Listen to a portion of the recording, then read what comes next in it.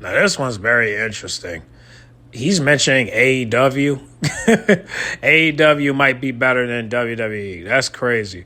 This video is going to be good. But y'all want to subscribe to his channel. Here's a screenshot right here. We're not going to waste no time. We're going to go ahead and get started. So let's go ahead and get to this video. It's going to be good. WWE is low-key leeching off of AEW now, bro. I'm not going to lie to you, bro. It's just getting to that point, right? Now, I'm just going to say this now. The reason this video is being made is because Ricky Starks is officially in WWE. He's one of the roster members, right? He showed up in NXT Unexpected last night, which was pretty cool. I first heard of this guy 4 or 5 months ago. I saw him cut promos. I saw a couple of his match works, and this dude's actually pretty solid. He's got talent on the mic, and he's got talent in the ring, right? We see it. But the fact is that how many times is WWE going to just be looking and trying to take AEW talent? Do you see what I'm saying? It's getting to a point now where it's every single person that's in WWE's upper card or most of their mid card is no longer homegrown talent for the most part, right? And it makes you wonder, AEW may actually have a better roster than WWE, and Tony Khan, yes, Tony Khan might be better at developing stars than Triple H is. Now, and that's just currently what we're seeing in recent memory, right? Because if you comparatively speak about what's going on here, WWE had Tony Storm, for example, right? And now you have Timeless Tony Storm in AEW. The Timeless Tony Storm storyline is better than any ongoing storyline with any of the WWE main roster women over the last year or so. It's facts. Everyone knows this, right? This isn't even an argument or a debate at this point. Mariah May, right? Are you really going to sit here and tell me that Mariah May is less entertaining and less engaging than Rhea Ripley, or some jobbers that are rolling around the PFC, right? Or Lyra Valkyria, it's not comparable. AEW's top women are better, and I don't care what anyone says about Mercedes Moné. Yeah, she's overrated, and on the mic, she's basically garbage. However, in the ring, she wrestles consistently, and her match catalog over the last year or so, or year and a half at this point, I guess, or about a year or so, right, is better than Rhea Ripley's because Rhea Ripley doesn't wrestle. So I'll easily take Mercedes Moné, who shows up and wrestles consistently and has put on multiple banger matches over the last year. Do you understand what I'm saying? And now you look at this situation where Ricky Starks, less than 24 hours after he's left AEW, right, now all of a sudden, boom, this dude is in WWE. Penta, boom, after he left AEW, boom, he's in WWE, and I'm sure his brother is probably going to come along with him very soon as well. So now we're at a situation where WWE is basically looking at every single AEW person and just taking them, right? Bobby Lashley is a good talent. Yeah, he's not good on the mic. We already know this. But Bobby Lashley is one of those people who carries with his presence. He's kind of like a lower level of Brock Lesnar. How Brock Lesnar never really cut elite promos really at all. That was Paul Heyman's job. But Lesnar had that presence. You know what I'm saying? That beastly presence. And that's kind of what Bobby Lashley can have when you book him commensurately. And that's what Tony Khan, I think, has done an okay job of, with the Hurt Syndicate in AEW. That's something as well that needs to be discussed. AEW just simply has a better tag division off of this comparison alone. Would you rather watch Bobby Lashley, Shelton Benjamin, and MVP as the mouthpiece in the Hurt Syndicate, or would you rather watch Pretty Deadly versus DIY on repeat for 8 weeks? Pretty Deadly versus Garza on repeat for 8 weeks. Pretty Deadly versus the Motor City Machine Bums on repeat for 8 weeks.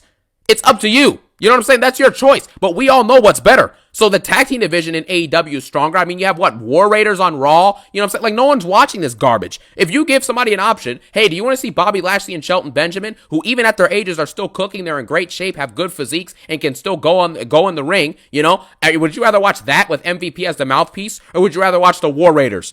Or would you rather watch the Alpha Academy, right? Or would you rather watch, Pretty Deadly, Motor City Machine Bums? Are you kidding me? The choice looks very evident to me as far as I'm concerned. And I'm not going to say that AEW is better than WWE per se, right? Because I don't watch AEW intently week to week like I do WWE, but I obviously keep up with it semi-consistently. But I'm just going to leave it at this and say this, right? John Cena and Roman Reigns, we can basically exclude them out of the conversation because obviously if you include their all-time work, then obviously they lap AEW. But Roman and Cena are only showing up 1 or 2 times every 6 or 7 weeks. You know what I'm saying? So they're not really full-timers. CM Punk isn't a full-timer in the ring, but he's on the show. So, I mean, you can count that or you're not. I'm going to count him, I guess, but he's not wrestling, so it doesn't really matter, right? And then you're left with basically what?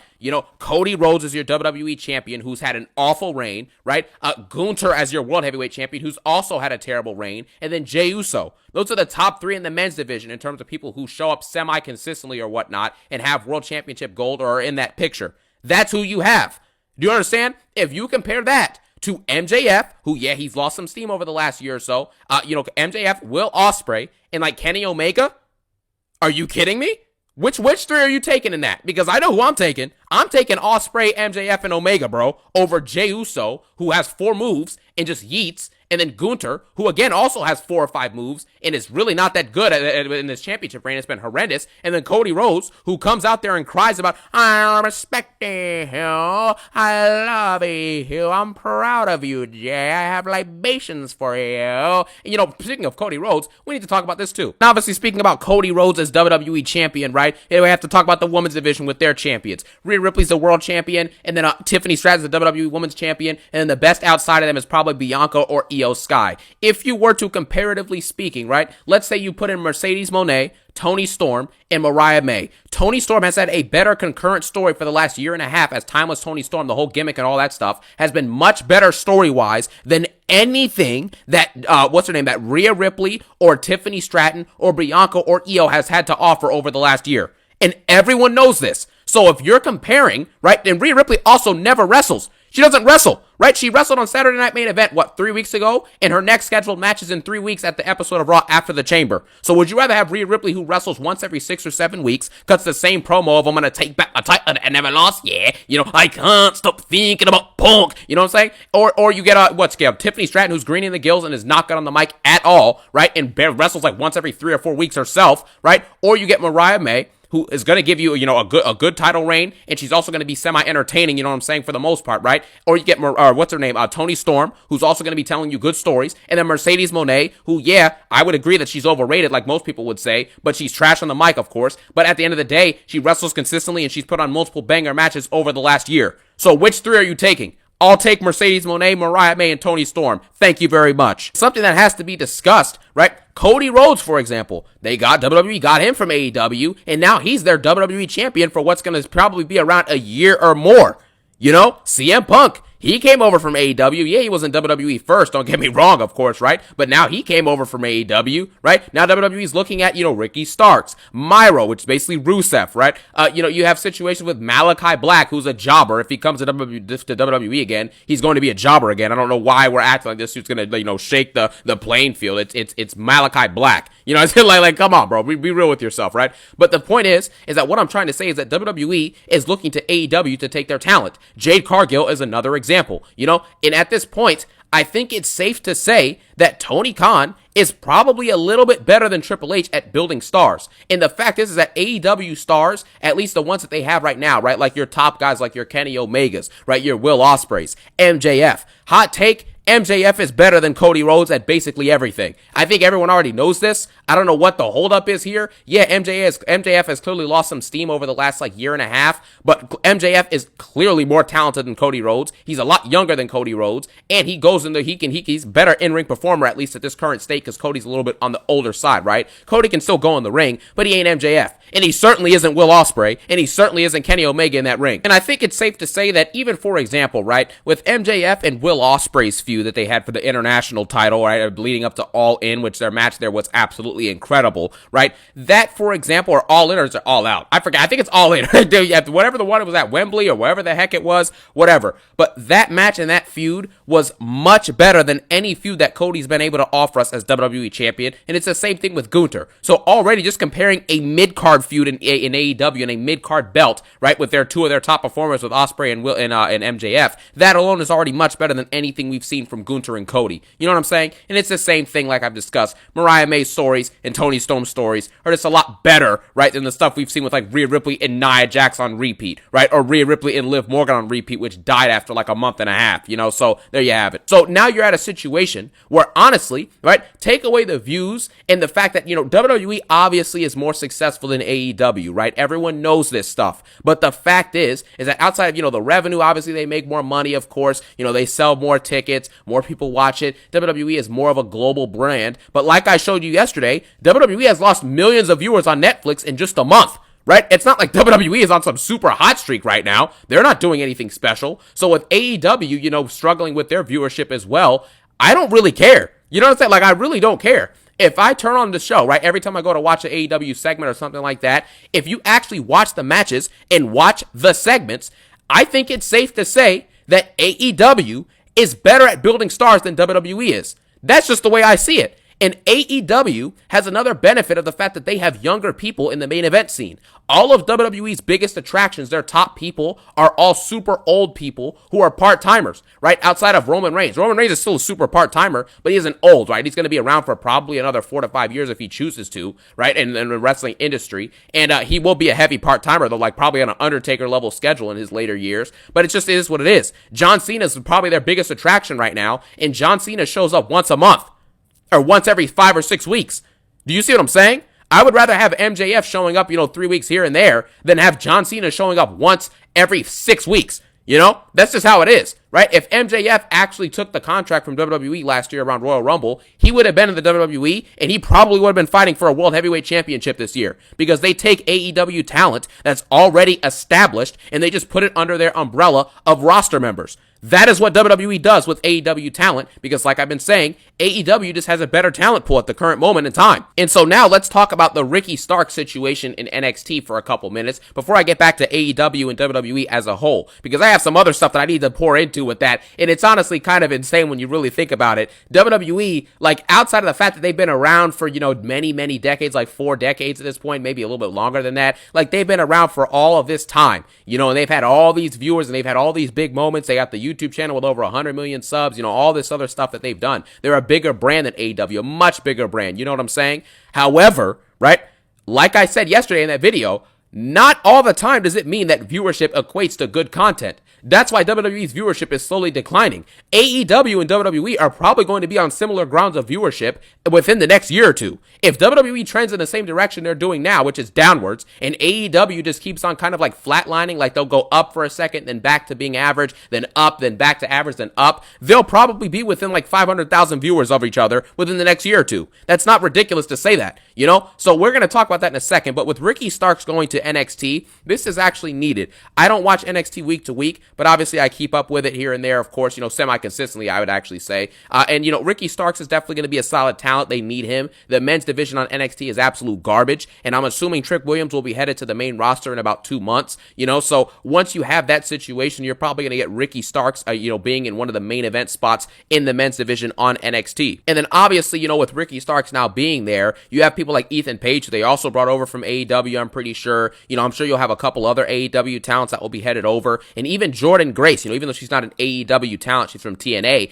the women's division on NXT is already super stacked. So NXT as a show should be better for this. Ricky Starks going over there, it should be better. I personally think he should have just gone to the main roster. Same with Jordan Grace. I think they heavily need both of them in their respective divisions. But I mean, if that's not what they're going to do, then that's not what they're going to do. You can't force them to do anything. We just have to sit back and just deal with the situation. But back to what I was saying about AEW and WWE as a whole. Recently, WWE has done all these releases, Sonya Deville, Elektra Lopez, right? Cedric Alexander, Gallows and Anderson, who else did they drop? Blair Davenport, Sonya Deville, right? This is just basically things that we have to understand. WWE is clearly clearing out roster spots to not only bring up NXT talent, but to bring in more AEW talent. So I expect Rusev, aka Miro, no, he's known as Rusev, right? It's Rusev to me, I grew up with Rusev. So Rusev is probably going to come back. Malachi Black likely has a chance to be back soon. And quite frankly, I wouldn't be surprised if there's a couple other people that dip out from AEW soon, like Penta's brother. He's probably going to head over to WWE as well. I'm watching the WWE content week to week, and I'm only watching the segments, consistently for AEW. But in terms of just the rosters, right, the main storyline with Dean Ambrose and AEW, I think it's stupid. I think it's garbage. However, everything else that I've seen seems like it's pretty much decent, right? I don't have any problems with anything that's taking place, and quite frankly, AEW puts on way better matches than WWE on average. I'm sorry to say it, but it's just the facts. We have to understand these things. And again, with Toni Storm, for example, right? Mariah May, Mercedes Moné, they have a stronger women's division that actually shows up and wrestles consistently. This is the key that WWE just doesn't do anymore. These women, right, like the ones I just mentioned, they actually show up to work. Do you understand what I'm saying? And then they have people that they can pull in, you know what I'm saying, from ROH and different promotions to wrestle for them as well. So AEW, their women's division, in my opinion, is much better than the WWE's woman division, because the women actually wrestle, they cut promos, and believe it or not, some of the promos they're cutting are actually better. Toni Storm and Mariah May are a lot better on the mic than Rhea Ripley, and Io Sky has the language barrier situation, so I can't really count that in. But Io Sky is one of your top women, and she can't even cut promos really in comparison to Mariah May and Toni Storm, et cetera, et cetera, et cetera, right? You know what I'm saying? And even someone like Chris Statlander, right? Chris Statlander is a better in-ring performer on average than someone like Ivy Nile or Lyra Valkyrie. It's not even, why are we doing this? It's really ridiculous at this point. So AEW has a better women's division as currently constructed, at least on the main roster. They also have a stronger men's division, because as much as people don't want to say it, right? MJF, yeah, he's lost steam, but are you really going to sit there with a straight face and tell me that MJF is worse than Cody Rhodes? Are you serious? Are you going to tell me that Will Ospreay is worse than literally anybody in WWE right now in the main event scene, except for what, Roman Reigns and who else? John Cena is not good in the ring anymore, so all John Cena can do better than MJF is basically sell tickets and cut promos and tell stories. That's it. Everything else, Will Ospreay's better than this dude at. So, I mean, it's just John Cena, man, him being washed, number one, and then him showing up once every 6 weeks takes the joy out of everything. Will Ospreay will be there, 85% of the time, and John Cena will be there 10% of the time. Roman Reigns will be there 20% of the time. It's not reliable. So take John Cena and Roman Reigns out of the equation, and take CM Punk out of the equation as well to an extent, because he's only wrestling once every 5 or 6 weeks, and look at the rosters and compare them. Are you kidding me? I'll take MJF, Will Ospreay, and Kenny Omega over, who do they have outside of those three, right? Cody Rhodes, Jey Uso, and Gunther versus MJF, Will Ospreay, and Kenny Omega. I think I know the choices I'm going to take with that, right? So it just comes down to a situation where I feel like WWE is just leeching off of AEW talent. They take what AEW has and try to expand on it, but the talent has already built their resumes for themselves, right? So they're basically just stealing talent because WWE can't cultivate stars themselves. And this is evident by the fact that there are no stars among the age range of like Will Ospreay or MJF, where you have them where they're like, wow, these people can actually be the next generation's megastar, right? Like the next generation's Roman Reigns or the next Cena, the next Rock, whatever. You have none of that. None of it. Tiffany Stratton is never, ever going to be as good and recognized as like a 4-horsewoman level like Sasha Banks / Mercedes Moné is. It's not going to happen, And it's the same situation with people like, what's her name, like Rhea Ripley, right? She's going to be super over and she may be remembered more, but is she really going to go down in the history books as being better than Toni Storm if Toni Storm keeps this up for another decade? No, it's not going to happen. Everyone knows it's not going to happen, right? And then you also have a situation where it's like, look, every other area, like the tag team division, and all that other stuff, you have Young Bucks versus what, like the War Raiders, like, do you see what I'm saying? It's really is not as far as people think it is. I'm not going to sit here and say AEW is better than WWE per se. I'm not going to say those words. However, I am here to advocate for the fact that AEW is not that much worse than WWE, if it even is worse, right? They're basically on a similar playing field. Had AEW had been around for 20 to 30 more years, who knows who would have been getting more viewers right now, right? Who knows what it would have looked like in the business? Let's just be real with ourselves. So, that's just what I needed to say. Pretty short video for today, but I just wanted to get that off my chest and talk a little bit of AEW for once. Talk a little bit of WWE, talk a little bit about both. You know what I mean? So, with that being said, let me know what you thought about this video. Let me know if you want me to talk more AEW in the near future, right? Because quite frankly, like I've been saying, AEW, I mean, their rosters, right? If you exclude the 3 part-timing jobbers in WWE, right? With Cena and, Punk and, Roman, obviously they're not jobbers, right? But they're part-timers.